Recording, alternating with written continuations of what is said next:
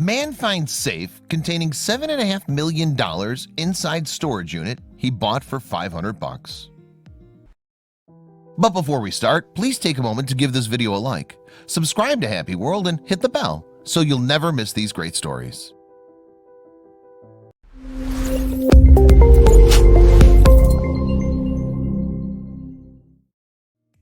The dream of a lifetime.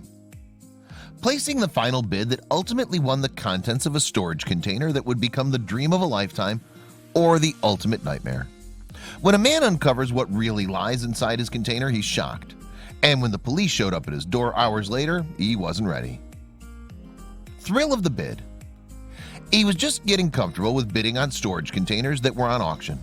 Spending money that he didn't have was a huge gamble when you have no idea what's inside. But there were so many stories out there about people striking it rich, even of some people finding whole classic cars and driving off into the sunset.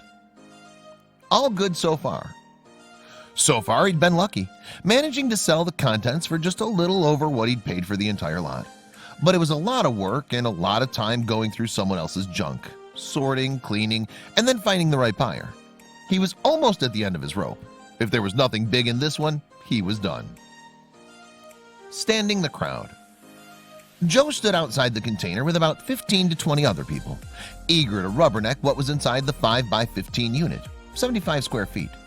These were too big to get a good look inside, however, because they could store the contents of a one-bedroom apartment, ideal for furniture including a couch, chair, and a small dining set, sporting equipment, bicycles, business merchandise. Not ideal for glancing inside and spending hundreds of dollars on. Win it or lose it. The bidding was fun, not exactly what you see on TV, which is high drama, shouting, pushing, screaming, and general mayhem, but definitely fun, especially when he got into a bidding war with someone. It felt good to win, and he warned himself, not for the first time, that he would stick to his budget. Don't spend what you can't afford to lose. He didn't want to learn the hard way. Getting carried away. But he just couldn't seem to help himself this time around. The container was packed tight with furnitures and other goodies he wanted to look at closer, and some annoying woman behind him kept upping his bid. It started at $100, a hefty starting bid, but the container was awfully full. He bet, she upped it a little. He bet again, and so it continued. How long could this go on? Coming back down to earth. $350 in, and he was adamant he would be the winner. $400, and she still hadn't given up. But neither had he. $450, $460, $470. Finally, the bid settled on $500. He was shattered and shaking. As reality returned, he realized exactly what he'd done. There'd better be something amazing inside that box. He'd won. Buried treasure. Everyone but a few drifted away from the site now that a winner had emerged. They'd lost interest in the contents because they'd not won anything themselves. But a few stayed around to watch the new owner enter the small building. They only wished they'd been the ones to win it when they saw what he found. Better be worth it.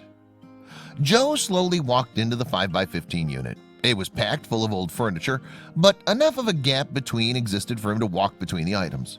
He felt sweat prickle the back of his neck and forehead. The furniture alone wouldn't cover the high price he'd laid out for this unit. There'd better be something amazing, and he began looking. No way in. It didn't jump out at him as it would have in a movie. After all, it was just a dull gray container lying on the floor next to a chest of drawers. But Joe knew what a safe looked like without any fancy CGI to help him. He called up his friends to come out and help him open the safe. Even if he looked all day, he doubted he'd find a key. Breaking the lock.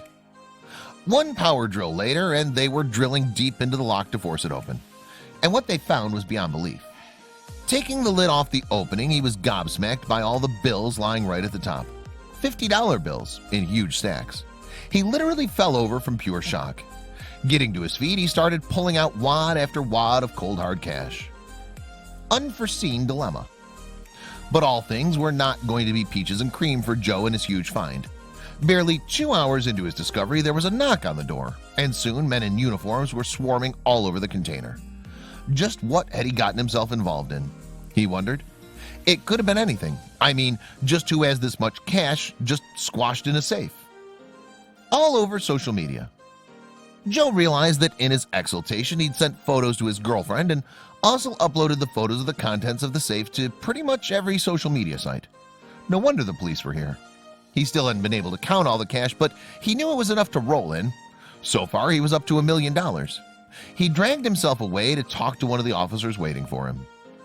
All in all, it was $7.5 million stashed away in a few safes around the containers. Everything from nickels to $100 bills and pink slips for cars. There was just one gigantic problem.